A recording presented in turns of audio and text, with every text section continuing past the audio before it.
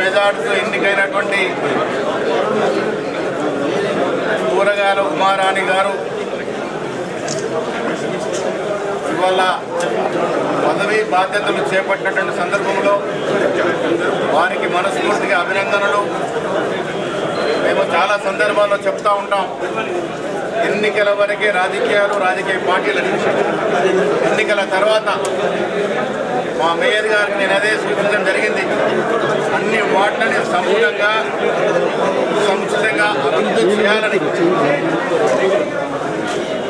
ఆ దశగా మేయర్ ఉమారాణి గారు, డిప్యూటీ మేయర్ గారు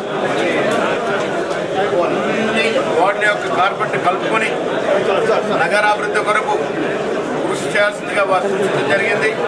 ముఖ్యమంత్రి రేవంత్ రెడ్డి గారు నిజామాబాద్ పట్టణం మీద ఒక ప్రత్యేక శ్రద్ధ పెట్టినారు కాబట్టి ప్రత్యేకమైన నిధులు ఇవ్వాలని వారు కోరడం జరిగింది. ఇక్కడ ఇన్ఛార్జిగా ఉన్నట్టు ఉత్తమ్ కుమార్ రెడ్డి గారు ప్రత్యేక నిధులు తీసుకొచ్చే బాధ్యతలు తీసుకున్నాడు కాబట్టి నిజామాబాద్ అన్ని దశలుగా ముందుకు పోతాన్ని ఆశిస్తూ ఉన్నాం. ఇవాళ పదవి బాధ్యతల కార్యక్రమానికి వచ్చినటువంటి రాష్ట్ర మంత్రివర్యులు పొన్నం ప్రభాకర్ గారు, అదేవిధంగా వారిని ఆశీర్వదించడానికి వచ్చేసినటువంటి రాష్ట్ర సలహాదారులు మహమ్మద్ అలీ షబీర్ గారు, మా రూరల్ శాసనసభ్యులు భూపతి రెడ్డి గారు, జిల్లా కాంగ్రెస్ అధ్యక్షుడు, market committee chairman Narender Reddy గారు, జావేద్ గారు అందరూ కూడా కుమారారు గారిని పదవి బాధ్యతలు చేపట్టిన సందర్భంలో ఆశీర్వదించుకొచ్చినారు. వారికి మా మనస్ఫూర్తి అభినందనలు. आज कुमारानी साहब ने अभी चार्ज लिए हैं, उनके साथ वाइस चेयरमैन भी चार्ज लिए हैं। वहीं और सारी कांग्रेस पार्टी चीफ मिनिस्टर साहब और पीसीसी प्रेसिडेंट जी और सामने उन्नत प्रभाकर हमारे मिनिस्टर सब लोग आशीर्वाद देने के लिए यहाँ आए हैं। और क्योंकि ये 2 साल में कांग्रेस पार्टी ने यहाँ पर लगभग 497 करोड़ रुपीस का डेवलपमेंट वर्क्स ऑलरेडी आके यहाँ पर 14,000 नए कनेक्शन देने का पावर्स है। यहाँ पर 14 नए टैंक्स बनाया गया है। यहाँ पर 300 करोड़ रुपए के other drainage and cement roads और वाटर का कार्यक्रम दिया गया है।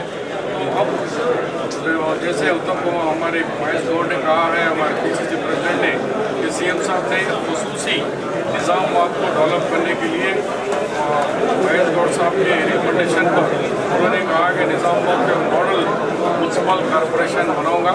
हमें उम्मीद है सब मिलकर काम करेंगे। जैसा महेश जी ने कहा कि जिला इन्फ्रास्ट्रक्चर अंदर कल एलेक्शन అయిపోయింది, ఆల్ పార్టీ కలిసి నిజామాబాద్ అభివృద్ధి చేసుకుందాం, అభివృద్ధి దశలో తీసుకుపోయిందాం. గత 20 సంవత్సరాల్లో వెనుకబడిపోయిన నిజామాబాద్ అభివృద్ధి దశలో తీసుకుపోదామని ఇవాళ ఈ కార్యక్రమానికి వచ్చిన అందరికీ కూడా గెలిచిన వాళ్ళు కూడా ఆల్ కార్పొరేటర్స్ కూడా నా తరఫు నుంచి ధన్యవాదాలు. ఈరోజు నిజామాబాద్ మున్సిపల్ కార్పొరేషన్లో మరి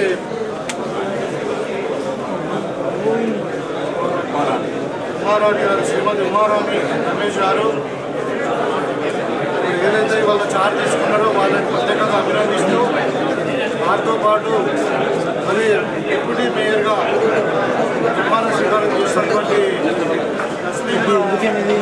వారికి ప్రత్యేకమైన అభినందనలు తెలియజేస్తూ ఈరోజు ఈ కార్యక్రమానికి ఇచ్చినటువంటి మన పిసిసి అధ్యక్షుడు మహేష్ అన్న గారికి, అదేవిధంగా మంత్రివర్యులు ప్రభాకర్ అన్న గారికి, షబీర్ రెడ్డి గారికి, జిల్లా ప్రెసిడెంట్ ప్రముఖులందరూ కూడా మరొకసారి నమస్కారం తెలియజేస్తూ, మరి జిల్లా అభివృద్ధి కాదు ఇవాళ పట్టణాలు కూడా అభివృద్ధి చెందాలని చెప్పి నిజామాబాద్ మున్సిపల్ కార్పొరేషన్ అభివృద్ధి లక్ష్యంగా ఈరోజు కాంగ్రెస్ పార్టీ పనిచేస్తూ ఉంది. ఆ రోజు ఎన్నికల ముందు చెప్పినటువంటి వాగ్దానాలు ఏదైతే ఉందో దానికి అభివృద్ధిగా ఇవాళ మేము కట్టుబడి ఉన్నాం. ముఖ్యమంత్రి గారు కూడా చెప్పారు. మరి మేమందరం కూడా మేయర్ గారితో కలిసి వాళ్ళ షబీర్ రెడ్డి గారు ఉన్నారు, మన పిసిసి అధ్యక్షుడు మహేష్ అన్న గారు ఉన్నారు. మేమందరం కూడా కలిసి ఏదో ఉత్తమ్ కుమార్ రెడ్డి గారి ఆధ్వర్యంలో ఎందుకంటే పార్లమెంట్లో ఎన్నికల్లో ఇన్ఛార్జ్గా ఉంటే మరి వాళ్ళు చెప్పిన ప్రామిస్ అన్ని కూడా మేము ముఖ్యమంత్రి గారి దగ్గర పోయి పెద్ద ఎత్తున నిజామాబాద్ టౌన్లో అన్ని రంగాల్లో అభివృద్ధి చేయడానికి మేము కట్టుబడి ఉన్నాం. మరి అరవింద్ గారిని నేను ఒకటే చెప్తా ఉన్నాను, ఇవాళ మొత్తం పార్లమెంటులో ఎక్కడ బీజేపీ కనబడట్లేదు. మరి మీరు మీ పనితనాన్ని మార్చుకోండి, మీ పద్ధతిని మార్చుకోండి. ఇవాళ ఏదో కులాల పేరు మతాల పేరు ఓట్లాడడం మానేయండి.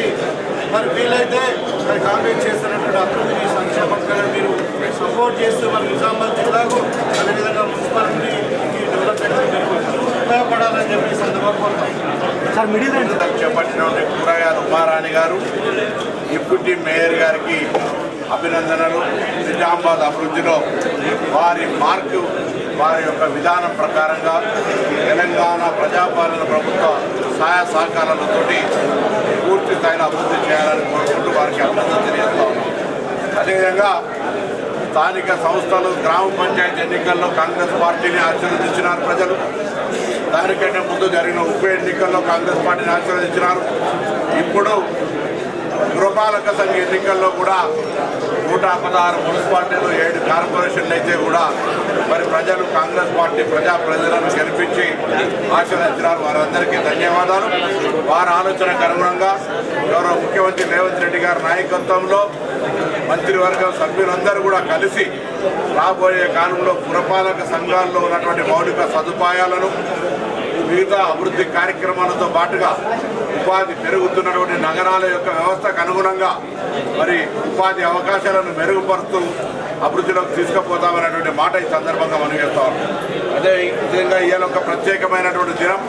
2014 తెలంగాణ బిల్లును రాజ్యసభలో ది బిల్ ఈజ్ పాస్డ్ అని ఆమోదించుకున్నటువంటి రోజు ఈరోజు చాలా సుదినం. తప్పకుండా తెలంగాణ సుదీర్ఘమైన పోరాటం, తెలంగాణ ఆకాంక్ష ప్రజల ఆకాంక్ష. తెలంగాణ రాష్ట్రం ఏర్పడ్డ తర్వాత 12 సంవత్సరాలు తెలంగాణ ఇప్పటికీ దేశంలో అతి చిన్న వయసు గల రాష్ట్రంగా 29వ రాష్ట్రంగా మరి అభివృద్ధి దిశలో ముందుకు పోతూ అన్ని రాష్ట్రాల కంటే ముందుకు పోవాలనే ఆలోచనతో ఇప్పుడు ముందుకు ప్రణాళికలు 2047 విజన్తో పోతూ ఉన్నాయి.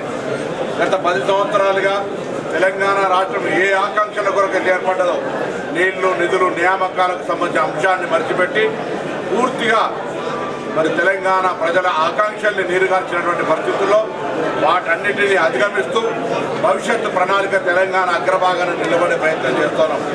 ఈ ప్రయత్నంలో కేంద్రంలో రాష్ట్రంలో అంటే ఫెడరల్ సిస్టంలో కేంద్ర రాష్ట్ర ప్రభుత్వాల బంధుత్వం భాగస్వామ్యాన్ని దృష్టిలో పెట్టుకొని తప్పకుండా కేంద్ర ప్రభుత్వం రాష్ట్రానికి అన్ని రకాల సహకరించాల్సిన అవసరం ఉంది.